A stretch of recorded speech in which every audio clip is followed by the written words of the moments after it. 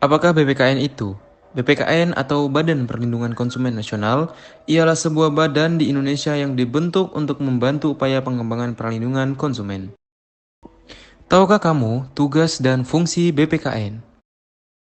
Dikutip dari www.bpkn, memberikan saran dan pertimbangan kepada pemerintah dalam supaya mengembangkan perlindungan konsumen di Indonesia, menjaga kepercayaan bertransaksi, menciptakan harmonisasi antar kementerian atau lembaga untuk melindungi konsumen dari berbagai sektor di Indonesia.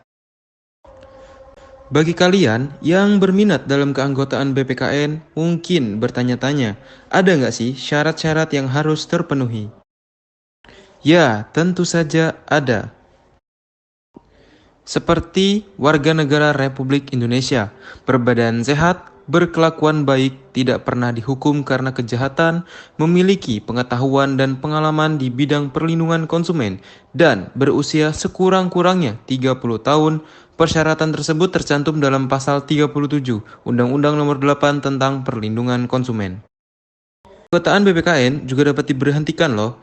Pada pasal 38 Undang-Undang Nomor 8 tentang Perlindungan Konsumen tercantum bahwa keanggotaan BPKN dapat diberhentikan jika meninggal dunia, mengundurkan diri atas permintaan sendiri, bertempat tinggal di luar wilayah negara Republik Indonesia, sakit secara terus-menerus, berakhir masa jabatan sebagai anggota.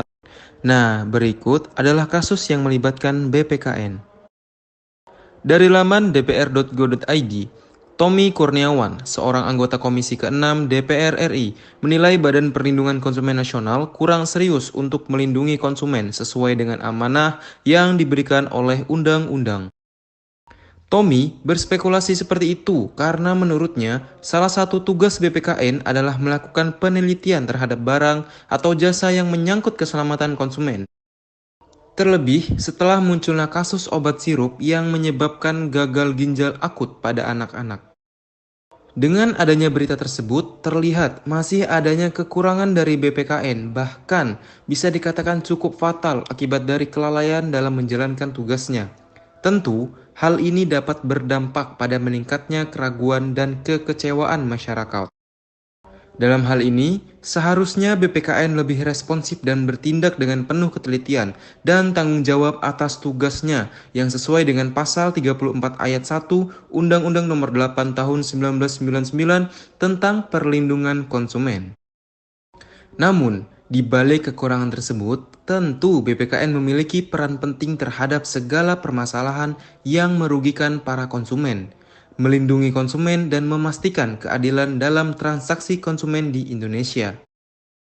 Oh iya, tentang kantor BPKN, menurut pasal 40 Undang-Undang Nomor 8 tentang Perlindungan Konsumen, apabila diperlukan Badan Perlindungan Konsumen Nasional dapat membentuk perwakilan di ibu kota daerah tingkat 1 untuk membantu pelaksanaan tugasnya.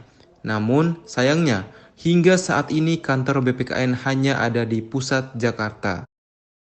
Tapi jangan bingung, bagi kalian semua, para konsumen di luar kota Jakarta yang merasa dirugikan dan ingin melaporkan kasus tersebut, BPKN juga melayani pengaduan konsumen secara online. Tentu saja bisa dilakukan di mana saja dan kapan saja. Berikut caranya. Yang pertama, klik link https://bpkn.go.id/new buka link berikut ini. Isi form data pelapor seperti nama lengkap, nomor EKTP,